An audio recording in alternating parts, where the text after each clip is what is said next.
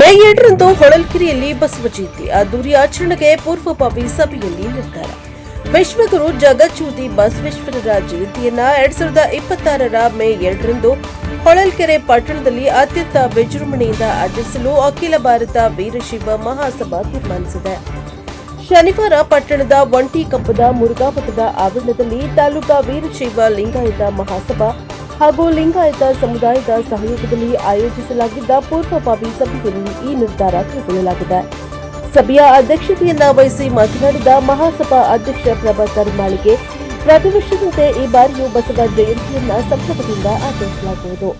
ಕಾರ್ಯಕ್ರಮಕ್ಕೆ ವಿವಿಧ ಮಠಾಧೀಶರು, ರಾಜಕಾರಣಿಗಳು ಹಾಗೂ ಸರ್ಕಾರದ ಪ್ರತಿನಿಧಿಗಳನ್ನ ಆಹ್ವಾನಿಸಲಾಗುವುದು. ಇದೇ ಸಂದರ್ಭದಲ್ಲಿ ತಾಲೂಕಿನ ಪ್ರತಿಭಾವಂತ ಸಾಧಕರನ್ನ ಗುರುತಿಸಿ ಸನ್ಮಾನಿಸಲಾಗುವುದು ಎಂದು ತಿಳಿಸಿದ್ದಾರೆ. ಟಿಎಪಿಸಿಎಂಎಸ್ ಅಧ್ಯಕ್ಷ ಎಸ್ಆರ್ ಗಿರೀಶ್ ಮಾತನಾಡಿ, ಮೇ 2ರಂದು ಪಟ್ಟಣದ ಸಂವಿಧಾನ ಸೌಧದಲ್ಲಿ ಜಯಂತಿ ಆಚರಿಸಲು ದಿನಾಂಕವನ್ನು ನಿಗದಿಪಡಿಸಲಾಗಿದೆ. ರಾಷ್ಟ್ರೀಯ ಅಧ್ಯಕ್ಷರಾದ ಈಶ್ವರ್ ಖಂಡ್ರೆ ಸೇರಿದಂತೆ ಸಮಾಜದ ಪ್ರಮುಖರನ್ನ ಆಹ್ವಾನಿಸುವ ಕುರಿತು ಚರ್ಚಿಸಲಾಗಿದೆ. ಮುಂದಿನ ವಾರ ಮತ್ತೊಂದು ಸಭೆ ನಡೆಸಿ ಸಿದ್ಧತೆಗಳನ್ನು ಅಂತಿಮಗೊಳಿಸಲಾಗುವುದು ಎಂದರು. ಉಪಾಧ್ಯಕ್ಷ ಬಸವರಾಜ ಅಂದನೂರು ಮಾತನಾಡಿ, ಜಯಂತಿಯ ವ್ಯವಸ್ಥಿತ ಆಚರಣೆಗಾಗಿ ಪ್ರತ್ಯೇಕ ಸಮಿತಿ ರಚಿಸಲಾಗಿದೆ.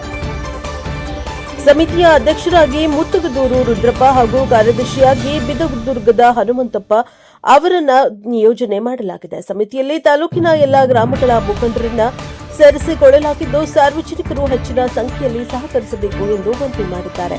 ಮಹಾಸಭೆಯ ಕಾರ್ಯದರ್ಶಿ ಮಲ್ಲಿಕಾರ್ಜುನ, ಶಶಿಧರ, ರಮೇಶಪ್ಪ, ಕೆಆರ್ ರಾಜಪ್ಪ, ಕಲ್ಲವನಾಕ್ತಿಹಳ್ಳಿ ಸುರೇಶ, ಸಾಸಲು ದೇವರಾಜು, ಪ್ರವೀಣ್ ಕುಮಾರ್, ಉಮಾಪತಿ, ಬಂಗಿ ಲೋಕೇಶ್ವರಪ್ಪ, ಮಳೇನಹಳ್ಳಿ ಮೂರ್ತಿ, ಎಮ್ಮಿಗನೂರು ಪ್ರಕಾಶ್, ಬಂಡೆ ಬೊಮ್ಮನಹಳ್ಳಿ ರಮೇಶ್, ಮತ್ತಿಘಟ್ಟದ ದಿವಾಕರ್, ಮಾಯಣ್ಣ, ಚಿದಾನಂದ, ವಕೀಲರಾದ ವೇದಮೂರ್ತಿ, ಯುವ ಘಟಕದ ಅಧ್ಯಕ್ಷ ರಾಕೇಶ್ ಸೇರಿದಂತೆ ಸಮುದಾಯದ ನೂರಾರು ಮುಖಂಡರು ಭಾಗವಹಿಸಿದ್ದರು. Bureau report, Vedamurthy, Prajapavan TV, Holalkere.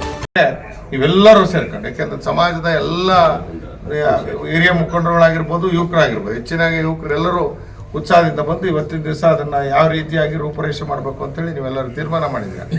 ಈ ತೀರ್ಮಾನದಂತೆ ಸಭೆ ಮತ್ತೆ ಅಲ್ಲಿ ನಾವೇ ನಡೆಸ್ತಕ್ಕಂಥ ಏನು ಬಸವಣ್ಣನ ಜಯಂತಿ ಇದೆಯಾ, ಬಸವ ಜಯಂತಿ ಬಹಳ ಅರ್ಥಪೂರ್ಣವಾಗಿ ನಡೀಲಿ ಅಂತೇಳಿ ನೀವೆಲ್ಲರೂ ಇವತ್ತಿರೋವರೆಗೂ ಇಷ್ಟೊತ್ತವರೆಗೂ ನೀವೆಲ್ಲರೂ ಏನೇನು ಮಾಡಬೇಕು ಅಂತೇಳಿ ತಮ್ಮ ಅಭಿಪ್ರಾಯಗಳನ್ನ ಎಲ್ಲ ವ್ಯಕ್ತಪಡಿಸಿದ್ದೀರ. ನಿಮ್ಮೆಲ್ಲರ ಅಭಿಪ್ರಾಯದಂತೆ ಇರ್ತಕ್ಕಂಥ ಸೂಕ್ಷ್ಮವಾದ ವಿಚಾರಗಳನ್ನ ಎಲ್ಲದನ್ನು